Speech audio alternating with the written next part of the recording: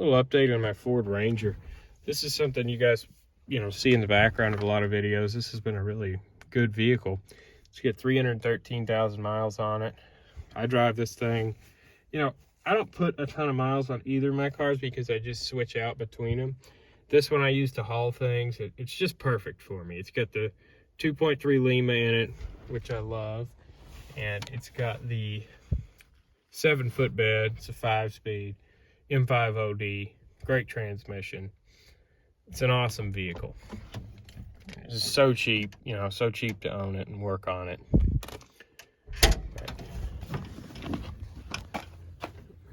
Having a bit of an issue with it.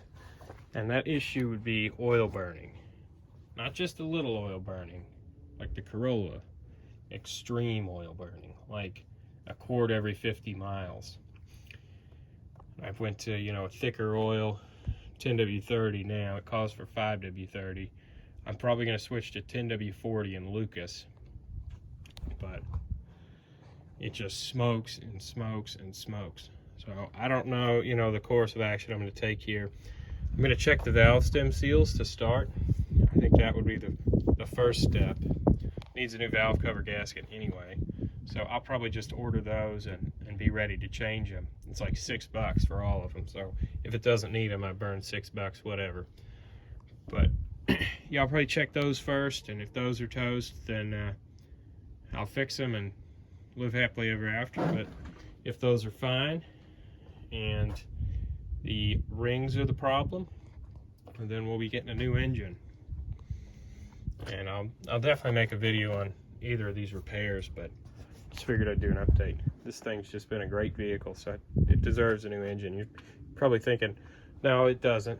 It's old, it's terrible looking, it's ugly. But I just put so many new parts into this in the time that I've owned it. It's got great AC. I put on some new tie rod ends at ball joints, U-joints. It's got a new clutch in it, slave cylinder, flywheel, oil pan gasket, master cylinder. Like I said, the AC works perfect.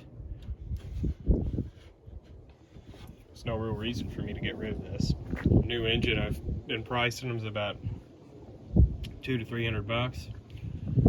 It's just the issue is that I've never swapped an engine. I don't have the right tools, so I would need to acquire an engine stand and an engine hoist to get this out of here. I'm sure, I could figure out how to do it, but I've had the transmission out. But, it's just something to think about, I guess, and I figured I'd make a quick update on this to let you all know how it's doing. And I really do need this truck, so I'm going to keep driving it, keep putting oil in it, and really just drive it till it blows, Even if I decide that it does need a new engine, I'm going to limp this one along until it explodes. See how far it can get. Just put a new timing belt on too at 300,000.